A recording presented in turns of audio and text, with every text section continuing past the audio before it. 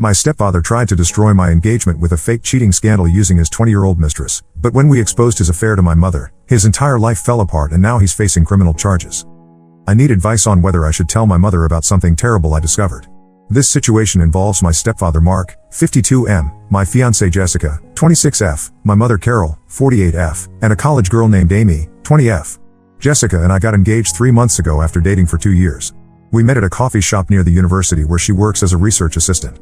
I was there working on my laptop when she accidentally knocked over my coffee while rushing to her table. She bought me a new one and we started talking. I work in IT support for a small company, nothing fancy, but I make decent money and have good benefits. Jessica comes from what you'd call old money. Her family owns several businesses across the state and has connections everywhere. When we first started dating, she never mentioned any of this.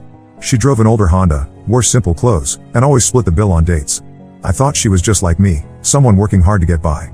About 6 months into our relationship, she finally told me about her family's wealth. She said she had learned to hide it because too many people had tried to use her for money in the past. She wanted to make sure I cared about her as a person first. I was shocked but also understood why she had kept it secret. Meeting her parents was intimidating.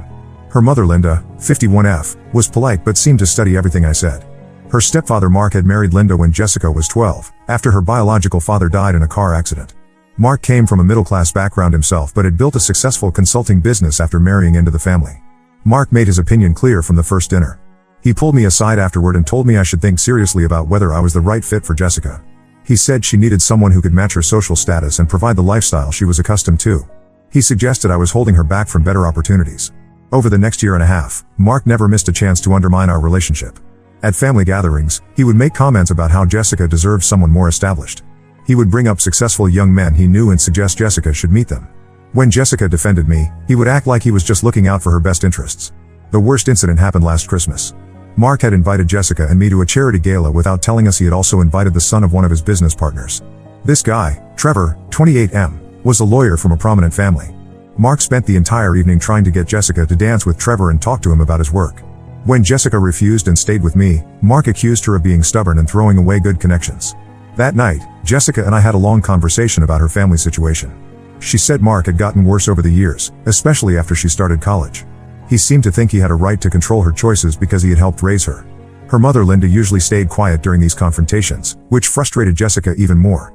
Things came to a head 2 months ago when Jessica and I announced our engagement. We had planned a small celebration with both families. Mark showed up late and barely acknowledged the news. Later, he cornered Jessica in the kitchen and told her she was making a huge mistake. He said I was obviously after her money and that she would regret marrying beneath her station. Jessica came out of that conversation shaking with anger. She told Mark that if he couldn't respect her choices, he wouldn't be welcome at our wedding. Mark laughed and said she would come to her senses eventually. He left early that night without saying goodbye to anyone. After that confrontation, Jessica decided to limit contact with Mark. She would still visit her mother but would leave if Mark started his usual comments. This went on for about 6 weeks without any major incidents. Then 3 days ago, everything exploded. Jessica received a Facebook message from someone named Amy Thompson. The message said Amy needed to tell Jessica something important about me. Jessica showed me the message immediately because we don't keep secrets from each other. Amy claimed that I had been messaging her on dating apps and that we had met up twice in the past month. She said I had told her I was single and that we had been intimate both times. She provided details about supposedly meeting me at a restaurant downtown and then going back to her apartment. Jessica knew the accusations were false. I work from home most days and we spend almost all our free time together. She has access to my phone and laptop whenever she wants. There would be no opportunity for me to have these secret meetings even if I wanted to. Jessica decided to call Amy directly to get to the bottom of the situation. She put the call on speaker so I could hear everything. Amy stuck to her story at first, describing dates and conversations that never happened. When Jessica pressed for proof like screenshots or photos, Amy said she had deleted everything. Jessica told Amy that we knew she was lying and asked why she was making false accusations. Amy got quiet for a moment, then said she was sorry and that someone had asked her to contact Jessica with this story. When Jessica demanded to know who, Amy hung up. Jessica called back immediately. This time Amy answered but sounded like she had been crying. Jessica told Amy that making false accusations could have serious legal consequences and that we were considering involving the police. Amy broke down and admitted the whole thing was made up. But then Amy said something that made both Jessica and me freeze. She said Mark had asked her to send those messages. She said Mark had told her exactly what to say and had promised to help her with something important if she did it. Jessica asked Amy to explain the connection to Mark. Amy said she had been working as a server at a restaurant Mark frequents for business lunches. She said Mark had been flirting with her for months and that they had started spending time together outside of work. Amy then said something that made Jessica go pale. Amy said she and Mark had been sleeping together for almost 6 months and that he had promised to leave Linda for her. She said Mark had told her that if she helped break up Jessica's engagement, he would prove how serious he was about their relationship. Jessica asked Amy to provide proof of her relationship with Mark. Amy sent several photos showing her and Mark together at restaurants and hotels. She also sent screenshots of text messages between them that were clearly romantic and sexual in nature. Jessica stared at the evidence for a long time without saying anything. She finally asked Amy why she had agreed to lie about me. Amy said Mark had convinced her that I was wrong for Jessica and that breaking us up would be good for everyone. She said she was in love with Mark and would do anything he asked. After we hung up, Jessica sat in silence for over an hour looking through all the photos and messages Amy had sent. She kept checking the details to see if they could be fake, but everything looked genuine. The timestamps on the messages went back months, and the photos showed Mark and Amy in places Jessica recognized from Mark's social media posts. Now Jessica is torn about what to do with this information. She's disgusted by Mark's attempt to sabotage our engagement, but she's also worried about how this will affect her mother. Linda has been married to Mark for 14 years and seems to trust him completely. Jessica doesn't know if she should tell Linda about the affair or just cut Mark out of her life without explanation. Jessica is also concerned that if the affair allegations are somehow false, confronting Mark could backfire and make him even more determined to break us up. But if the affair is real, she feels like her mother deserves to know what kind of man she's married to.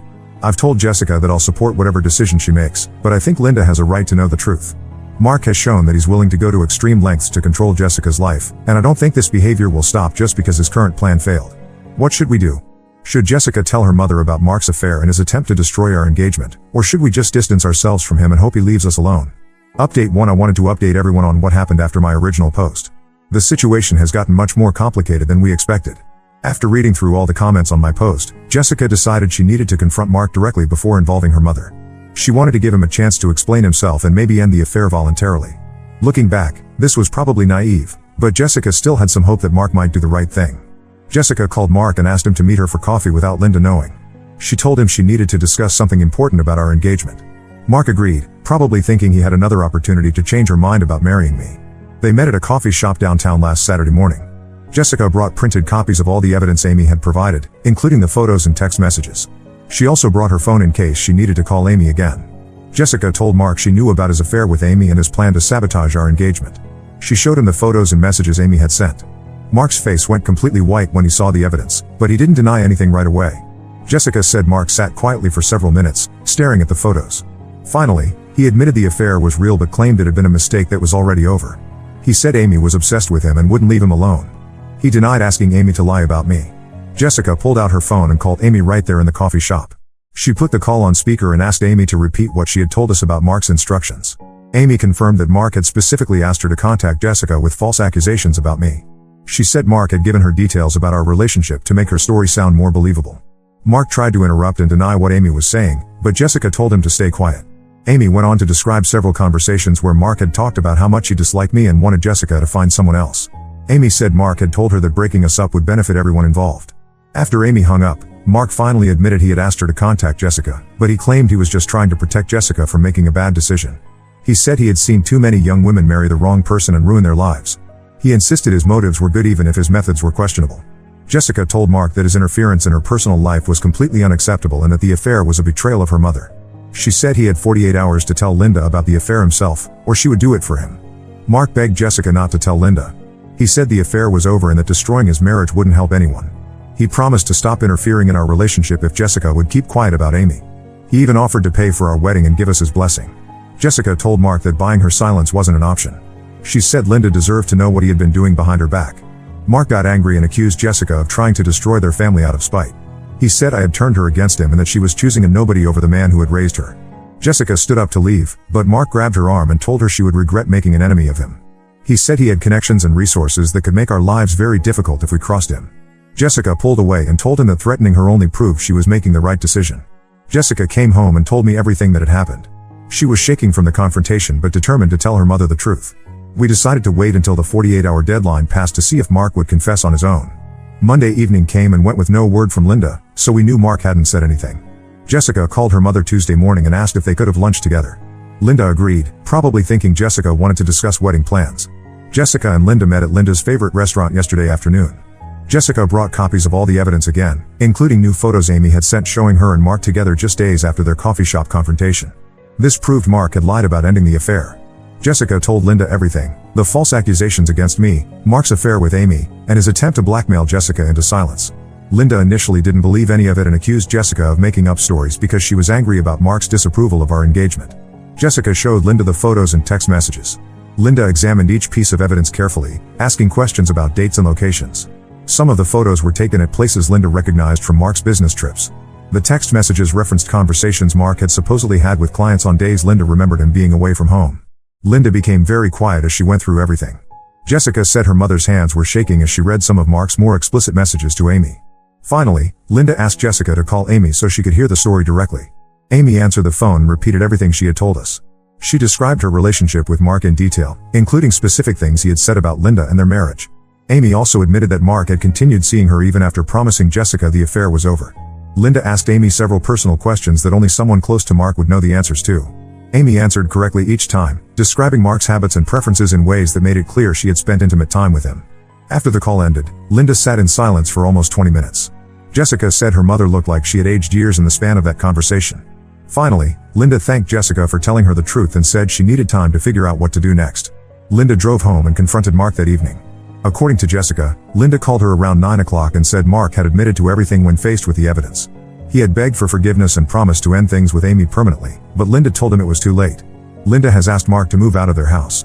She said she can't trust him anymore and needs space to decide whether their marriage can be salvaged. Mark has been staying at a hotel for the past 3 days. Meanwhile, Amy has been calling and texting Jessica constantly. She seems to think that Mark leaving Linda means he'll be free to start a real relationship with her. Jessica has been ignoring these messages, but Amy's behavior is getting more desperate and erratic. Yesterday, Amy showed up at Jessica's workplace asking to speak with her. Security had to escort Amy off the property when she refused to leave. Amy keeps insisting that she and Mark are in love and that Jessica has ruined their chance at happiness. Mark has also been trying to contact both Jessica and me. He sent several angry text messages blaming us for destroying his marriage and threatening to make us pay for our interference. Jessica has blocked his number, but he's been calling from different phones. The most disturbing part is that Mark seems to think he's the victim in this situation. His messages show no remorse for cheating on Linda or for trying to sabotage our engagement. Instead, he's angry that his plans didn't work and that he's facing consequences for his actions. Linda has been staying with Jessica's aunt for the past few days while she decides what to do about her marriage. She told Jessica that discovering Mark's affair has made her question everything about their relationship. She's wondering how long he's been lying to her and whether there have been other women besides Amy. We're supposed to get married in 4 months, and this situation has cast a shadow over our wedding planning. Jessica feels guilty about the timing, but I've told her that exposing Mark's behavior was the right thing to do regardless of the consequences. I'll update again if there are any major developments, but right now everyone is just trying to process what's happened and figure out how to move forward. Update 2: the situation with Mark has gotten much worse since my last update. What we thought was just an affair with Amy has turned out to be part of a much bigger pattern of behavior. Linda ended up hiring a private investigator to look into Mark's activities over the past few years. What they found was shocking even to us. Mark has apparently been having affairs throughout most of his marriage to Linda, not just with Amy. The investigator found evidence of at least 4 other women Mark has been involved with over the past 6 years. Some were short-term flings during business trips, but others were longer relationships that lasted several months. One woman, a real estate agent named Patricia, had been seeing Mark on and off for almost 2 years. Linda was devastated when she saw the full report. She had trusted Mark completely and never suspected he was cheating, let alone with multiple women over such a long period. The investigator estimated that Mark had spent thousands of dollars on these affairs, taking women to expensive restaurants and hotels and buying them gifts. What made everything worse was discovering that Mark had been using money from Linda's family trust to pay for his affairs. Linda's family wealth comes from a trust established by her grandfather, and Mark had been given access to some accounts after they married. He had been making regular withdrawals for years, claiming they were for business expenses. Linda's attorney calculated that Mark had taken almost $60,000 from the trust over the past 4 years. Some of this money went to legitimate business costs, but a significant portion was spent on his affairs. Linda never questioned these expenses because she trusted Mark to handle their finances responsibly. The most disturbing discovery came when the investigator looked into Amy's background more thoroughly. Amy isn't just some college student Mark met at a restaurant. She's actually the daughter of one of Mark's former business clients, and Mark has known her family for years. Amy's father hired Mark as a consultant when Amy was still in high school. Mark has been watching Amy grow up and apparently started pursuing her shortly after she turned 18. Amy's parents have no idea about the relationship because Amy told them Mark was just helping her with career advice. This revelation made Jessica sick to her stomach. She realized that Mark had been grooming Amy for years, waiting until she was legally an adult to start the affair. The idea that Mark had been planning this relationship while Amy was still a teenager was horrifying to everyone involved. Linda confronted Mark with all this evidence last month. Instead of showing remorse, Mark became defensive and angry. He accused Linda of violating his privacy by hiring an investigator. He claimed that all his relationships outside their marriage were meaningless and that Linda was overreacting to what he called normal male behavior. Mark also tried to justify taking money from the trust by saying he had helped increase the family's wealth through his business connections. He argued that he deserved compensation for the work he had put into maintaining Linda's social status and business relationships. Linda was so disgusted by Mark's response that she immediately filed for divorce. She also reported the financial irregularities to her attorney, who advised her that Mark's use of trust funds might constitute fraud depending on the specific terms of the trust documents. Mark's reaction to the divorce filing was explosive. He started calling Linda at all hours, alternating between begging for forgiveness and making threats. He told Linda that divorcing him would ruin her reputation in their social circle and that people would blame her for not being able to keep her husband satisfied. Mark also escalated his harassment of Jessica and me. He started showing up at places we frequented, watching us from a distance but not approaching directly. Jessica's co-workers reported seeing him in the parking lot at her workplace several times. He also drove by our apartment building multiple times each week. The breaking point came 3 weeks ago when Mark confronted me directly. I was leaving the grocery store when he approached me in the parking lot. He looked terrible, unshaven, wearing wrinkled clothes, and obviously drunk even though it was only 3 in the afternoon. Mark started yelling at me, blaming me for destroying his marriage and his relationship with Jessica. He said everything had been fine until I came along and turned Jessica against her family. He accused me of being a gold digger who was only interested in Jessica's money. When I tried to walk away, Mark grabbed my shoulder and spun me around. He said he wasn't finished talking and that I needed to hear what he had to say. He told me that he would never accept me as part of the family and that he would find a way to break up my engagement to Jessica. I told Mark to let go of me and leave us alone. He responded by shoving me backward into a parked car. At that point, I called 911 because Mark was clearly intoxicated and becoming violent. Mark saw me on the phone and stumbled back to his car, driving away before the police arrived. The police took a report about the incident and advised me to get a restraining order against Mark. Jessica and I went to court the following week and obtained temporary protective orders for both of us. Mark is now legally required to stay at least 500 feet away from us and is prohibited from contacting us directly or indirectly. Meanwhile, Amy's behavior has become increasingly erratic. After Linda kicked Mark out, Amy seemed to think this meant Mark would finally commit to a real relationship with her. When Mark continued to string her along without making any definitive plans, Amy started posting about their relationship on social media. Amy created a Facebook post with photos of her and Mark together, announcing that they were in love and planning to get married. She tagged several of Mark's business associates and social contacts in the post.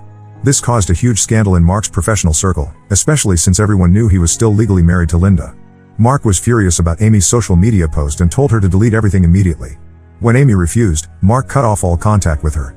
Amy responded by showing up at Mark's hotel and causing a scene in the lobby when the staff wouldn't let her go to his room. Amy has also been trying to contact Linda, claiming that she and Mark are meant to be together and that Linda should accept their relationship. Linda has blocked Amy's number, but Amy keeps creating new social media accounts to send messages. Some of these messages are pleading for understanding, while others are hostile and blame Linda for Mark's reluctance to commit. The stress of all this drama has been affecting Jessica's health. She's been having trouble sleeping and has lost weight from not eating regularly. Her doctor recommended that we consider postponing our wedding until the situation with Mark stabilizes, but Jessica is determined not to let him disrupt our plans any further. Linda has been staying with her sister in another state for the past month to get away from all the chaos. She told Jessica that she needs time and space to heal from discovering the extent of Mark's betrayals. Linda is also working with her attorney to ensure that Mark can't access any more of the family's financial accounts. The divorce proceedings are moving forward, but Mark's attorney is fighting the settlement terms. Mark wants to claim half of Linda's assets, including her share of the family trust.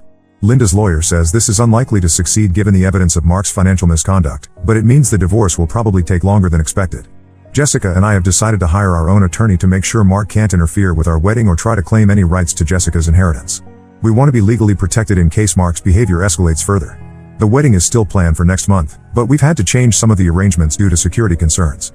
We're having a smaller ceremony with only close friends and family members we trust completely. We've also hired security for the event in case Mark tries to disrupt the proceedings despite the restraining order. Update 3: I wanted to give everyone a final update on this situation since so many people have been following our story. The past few months have been intense, but things have finally settled into a new normal. Jessica and I got married as planned, despite all the drama with Mark. The wedding was smaller than we originally intended, but it was perfect for us. We held the ceremony at Linda's sister's house in another state, far away from Mark and his chaos. Linda was able to attend and seemed genuinely happy for us, which meant everything to Jessica. Mark did try to interfere with our wedding, even with the restraining order in place. 2 days before the ceremony, he somehow found out where we were having it and called the venue claiming to be Jessica's father. He told them there was a family emergency and that the wedding needed to be cancelled immediately. Fortunately, we had already warned the venue about potential disruptions, so they contacted us directly instead of acting on Mark's instructions. We informed the police about this violation of the restraining order, and Mark was arrested later that day when he showed up at the venue location. Mark spent our wedding day in jail, which was honestly the best wedding gift we could have asked for. He was released the next morning with additional legal restrictions and a warning that any further violations would result in serious criminal charges. The legal consequences for Mark have been substantial. Besides the divorce proceedings, he's facing multiple charges related to his harassment of our family. The district attorney decided to prosecute him for stalking, making threats, and violating the restraining order. Mark pled guilty to reduced charges and received 2 years probation plus mandatory counseling. Mark's business has also suffered significantly from all the negative publicity. Several of his major clients canceled their contracts after Amy's social media posts and the subsequent legal troubles became public knowledge. Mark had to close his consulting firm and is apparently working for someone else now at a much lower salary.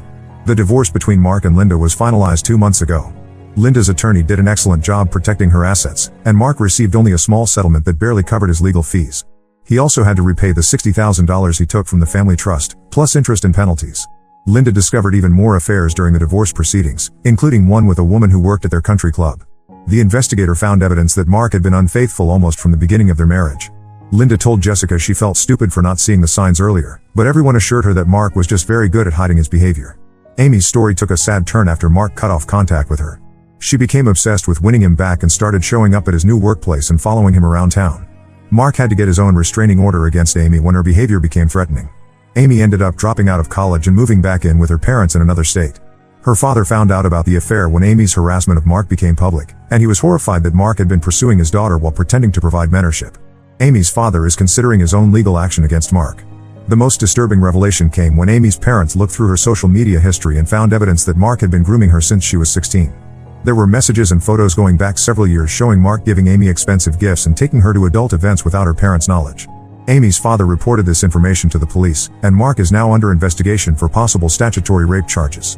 The investigation is ongoing, but Mark's attorney is apparently trying to negotiate a plea deal to avoid a trial. Linda has been doing much better since the divorce was finalized. She's been traveling and spending time with friends she had lost touch with during her marriage to Mark. She told Jessica that she feels like herself again for the first time in years and that she's actually grateful the truth came out when it did.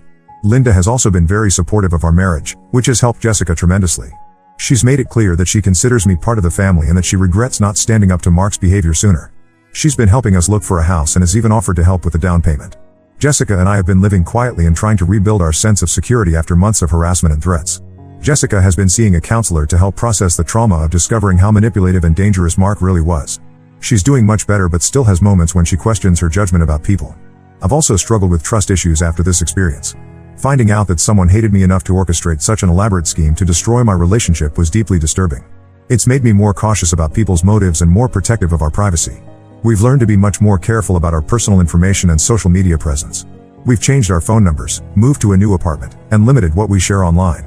It's unfortunate that we have to live this way, but Mark's behavior showed us how dangerous obsessed people can be. The restraining order against Mark is still in effect and will remain so for another year. He's not supposed to contact us directly or indirectly, but he's tested the boundaries a few times. He created fake social media accounts to try to friend us and had a mutual acquaintance ask Jessica if she would consider reconciling with him. Each time Mark has violated the spirit of the restraining order, we've reported it to the authorities. His probation officer has warned him that any further contact attempts could result in jail time, which seems to have finally gotten through to him. Mark's current situation is apparently quite grim. He lost his house in the divorce settlement and is renting a small apartment across town. His reputation in the business community is ruined, and most of his former friends have distanced themselves from him. He's essentially starting over at age 52 with nothing to show for his previous life. Jessica occasionally hears updates about Mark through mutual acquaintances, but she's made it clear that she doesn't want detailed information about his situation. She's focused on moving forward with our life together rather than dwelling on the past. We're expecting our first child in 6 months, and Linda is excited about becoming a grandmother. She's already planning to spoil the baby and has been buying clothes and toys. It's wonderful to see her so happy after everything she's been through. Looking back on this whole experience, I'm amazed at how quickly our lives were turned upside down by one person's selfish and manipulative behavior. Mark's attempts to control Jessica's life ended up destroying his own family and career while bringing Jessica and me closer together. The most important lesson we've learned is that some people will go to extreme lengths to get what they want, even if it means hurting innocent people in the process. We've also learned the importance of standing up to bullies and not letting fear prevent us from doing the right thing. Jessica and I are stronger now than we were before this ordeal began. We've proven to ourselves and each other that our relationship can survive serious challenges, and we're confident about our future together. Mark's attempts to break us up ultimately failed, and we're living the life we always planned while he's dealing with the consequences of his choices. We don't expect to hear from Mark again, and we're grateful that this chapter of our lives is finally closed. We're focused now on building our family and enjoying the peace we've worked so hard to achieve.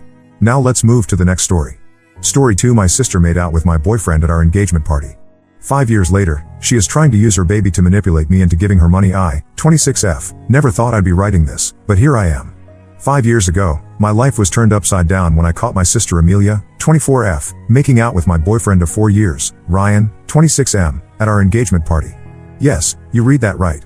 The night Ryan proposed to me, I found him lip-locked with my own sister in our backyard. To give you some context, Amelia and I grew up in a small town in Ohio. Our parents, John, 54M, and Marie, 52F, ran a local hardware store that had been in the family for generations. We weren't rich, but we were comfortable. Amelia and I shared everything growing up: clothes, toys, secrets. She was my best friend, my confidant. We even had our own secret language that drove our parents crazy. I met Ryan during my freshman year of college. He was this charming, ambitious guy majoring in business. We hit it off immediately. Our first date was at this quirky little coffee shop near campus. I remember spilling my latte all over myself, and instead of being embarrassed, Ryan just laughed and said it was the most entertaining first date he'd ever had. From that moment, I was smitten. Over the next 4 years, Ryan became a huge part of my life. He got along great with my family, especially Amelia. They shared a love for obscure indie bands and often went to concerts together when I was busy with my nursing studies. I thought it was sweet that my boyfriend and my sister got along so well. Little did I know. The day Ryan proposed was perfect. He took me on a hike to this beautiful waterfall we'd discovered in our sophomore year. As the sun was setting, he got down on one knee and pulled out a ring. I was so happy I could barely speak. I just nodded and cried as he slipped the ring on my finger. We decided to have an impromptu engagement party that night. Our friends and family gathered at our house. The atmosphere was electric. Everyone was so happy for us. I remember my mom hugging me tight, telling me how proud she was. My dad shook Ryan's hand and welcomed him to the family. Amelia seemed quieter than usual, but I chalked it up to her being overwhelmed by the sudden celebration. As the night wore on, I noticed Ryan was nowhere to be found. I went looking for him, thinking maybe he'd stepped out for some air. That's when I saw them. In our backyard, partially hidden by the old oak tree we used to climb as kids, were Ryan and Amelia. They were locked in an embrace that was far from familial. I stood there, frozen, for what felt like hours but was probably only seconds. The engagement ring on my finger felt like it was burning my skin. When they finally noticed me, they jumped apart. The look on their faces, a mix of guilt and something else I couldn't quite place, is seared into my memory. I didn't wait for explanations. I ran. I got in my car and drove to a hotel in the next town over. My mind was a whirlwind of confusion and pain. How long had this been going on? How could they do this to me? I spent the night crying and trying to make sense of what I'd seen. The next morning, I woke up to a barrage of messages. From Ryan, from Amelia, from my parents. Ryan's message made me sick to my stomach.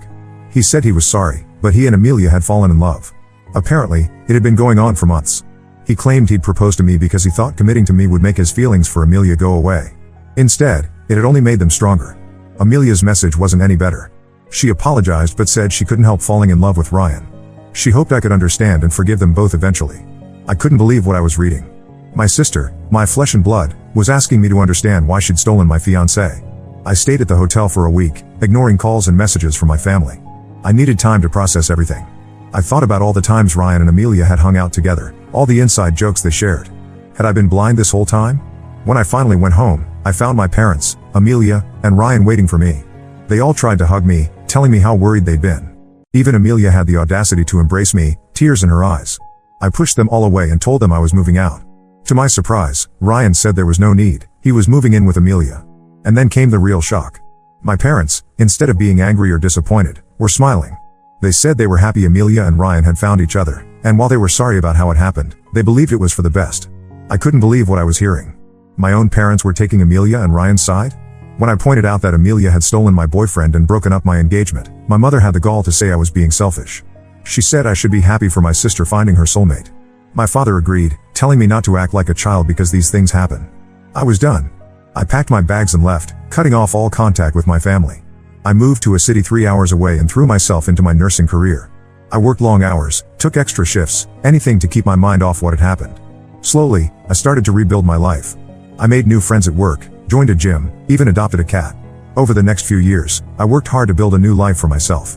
I got promoted to head nurse in the pediatric ward. I saved up and bought a small but cozy apartment. I even started dating again, though nothing serious. I kept my social media accounts public but removed my family from my friends list. I wanted them to see how well I was doing without them. Occasionally, they try to reach out, a birthday wish here, a holiday greeting there. I ignored them all. I didn't block them because a part of me wanted them to see what they'd lost. It was petty, but it was the least I could do after how they'd hurt me. I heard through the grapevine that Amelia and Ryan got married about a year after I left. Apparently, it was a big wedding in our hometown. Everyone was there, except me, of course. I tried not to think about it, but some nights I'd lie awake, wondering how they could be so happy after what they'd done to me. Fast forward to last week. I was just finishing up a night shift when I got a call from an unknown number. It was my mother.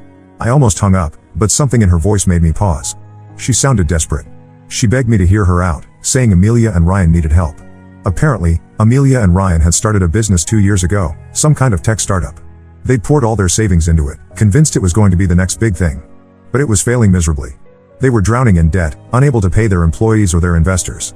My mother said they were on the verge of losing everything. And here's the kicker, my mother wanted me to loan them $80,000 to help them out of this mess. She knew I was doing well financially and hoped I'd be willing to help my sister. I couldn't believe what I was hearing. After everything they'd done, they had the nerve to ask me for money? I told my mother no. Absolutely not. I wouldn't give Amelia and Ryan a penny if they were starving on the street. My mother started crying, saying I was being cruel and selfish. She said family should help family. I reminded her that Amelia and Ryan hadn't thought about family when they betrayed me, and neither had my parents when they took their side. I hung up and blocked her number. Since then, I've been getting messages from other family members, all trying to guilt me into helping Amelia and Ryan. They're saying I'm being petty and holding on to a grudge.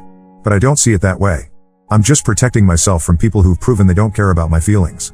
Am I wrong for refusing to help? Should I let go of the past and help my sister out of this financial mess? Or am I right to keep my distance and my money to myself? Update 1. It's been a week since my last post, and things have escalated beyond what I could have imagined. I want to thank everyone for their support and advice. Reading your comments helped me stand firm in my decision not to help Amelia and Ryan. After I blocked my mother's number, I thought that would be the end of it. I was wrong. 2 days ago, I came home from a grueling 12-hour shift at the hospital to find Amelia and Ryan camped out on my front porch.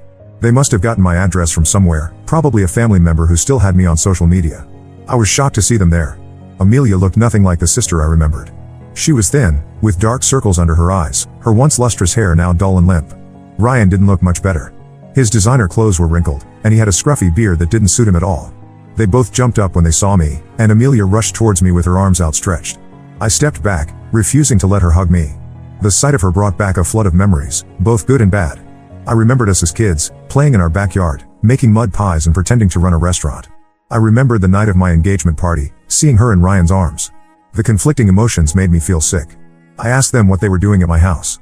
Amelia started crying, saying they had nowhere else to go. Apparently, they'd been evicted from their apartment and had been sleeping in their car for the past few days. As she spoke, I noticed she was wearing the diamond earrings our grandmother had left her.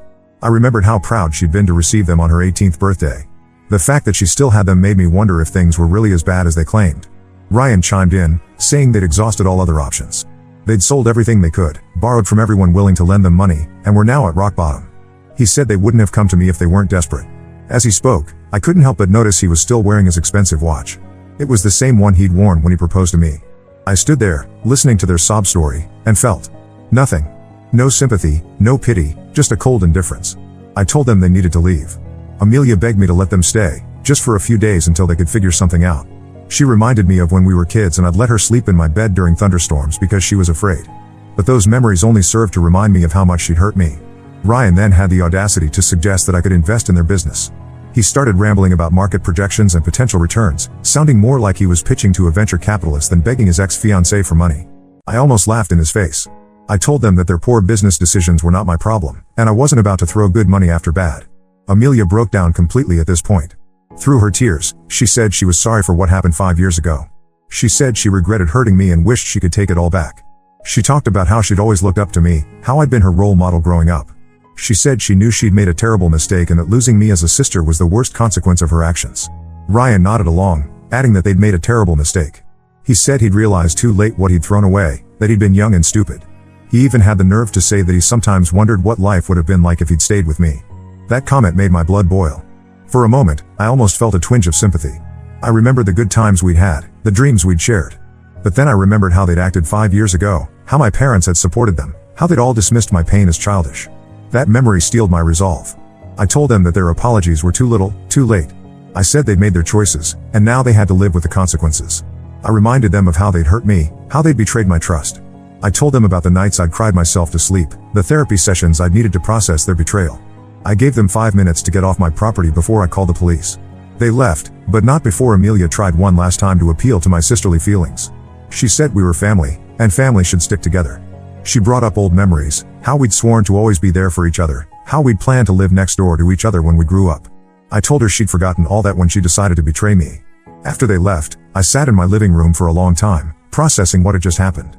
The cat I'd adopted, Mr. Whiskers, curled up in my lap, purring softly. His presence was comforting, a reminder that I'd built a life for myself without them. A part of me felt guilty for turning them away. I thought about how our parents had always taught us to help those in need. But a bigger part felt relieved. I'd stood my ground, protected my boundaries, and refused to be manipulated by their sob story. I'm still processing everything that happened, but I know I made the right decision. I've worked hard to build my life and my financial security. Those long nights at the hospital, the extra shifts, the promotions I'd earned, all of that was mine. I wasn't about to risk that for people who'd proven they don't have my best interests at heart. I've decided to install security cameras around my house, just in case they decide to come back. I'm also considering moving, as I no longer feel safe knowing they know where I live. It's a hassle, but I think it's necessary for my peace of mind. Thank you all again for your support. It means more than you know. Update 2. It's been about 3 weeks since my last update, and I wish I could say things have calmed down, but they haven't. The situation has taken an unexpected turn, and I'm still trying to wrap my head around it all. Last week, I received a letter from a lawyer. At first, I thought it might be related to work, maybe something about a patient's family. But as I read it, my blood ran cold. Amelia and Ryan were threatening to sue me for emotional distress and familial abandonment. They claimed that my refusal to help them in their time of need had caused them severe emotional trauma and financial hardship. I was floored. I couldn't believe they would stoop so low. The letter demanded that I either provide them with financial assistance or face legal action. It was a blatant attempt at extortion, and it made me furious. I thought back to all the times Amelia and I had played court as kids, using our stuffed animals as the jury. Never in my wildest dreams did I imagine we'd end up on opposite sides of a real legal battle. I immediately contacted a lawyer of my own. After reviewing the letter, he assured me that their claims had no legal standing. Familial abandonment isn't even a real legal term, and you can't sue someone for not giving you money. He said it was likely a scare tactic, an attempt to bully me into complying with their demands. While I was relieved to hear that their threats were baseless, I was still shaken. The fact that they would go this far, try to intimidate me with legal action, showed just how desperate and ruthless they'd become. It made me think about how well I really knew them. Had they always been capable of this, or had desperation changed them so fundamentally? My lawyer advised me to send a cease and desist letter, warning them that if they continued to harass me, I would pursue legal action against them for harassment and attempted extortion. We sent the letter, and for a while, things were quiet. I tried to focus on my work, throwing myself into my nursing duties with renewed vigor. The pediatric ward was always busy, and the needs of the sick children helped keep my mind off my own problems. But then, a few days ago, I received a call from my Aunt Lisa, my mother's sister.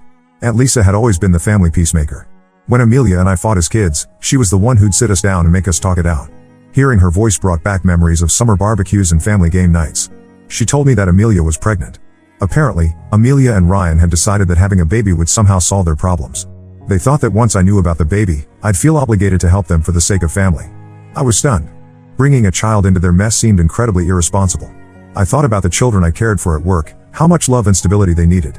How could Amelia and Ryan think they could provide that when they couldn't even take care of themselves?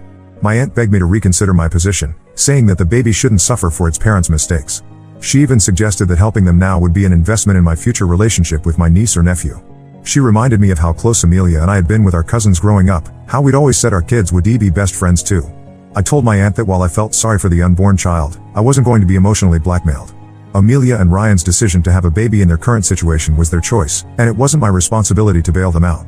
I explained that I had patients at the hospital who needed me, and I couldn't jeopardize my ability to care for them by getting entangled in Amelia and Ryan's financial mess. After hanging up, I sat for a long time, thinking about everything that had happened. I felt a mix of emotions, anger at Amelia and Ryan's manipulation, sadness for the baby being brought into this situation, and a strange sense of relief that I was standing firm in my decisions.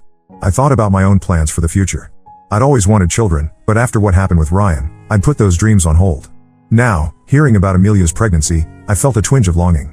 But I quickly reminded myself that I was building a good life, one where I could eventually welcome a child into a stable, loving home.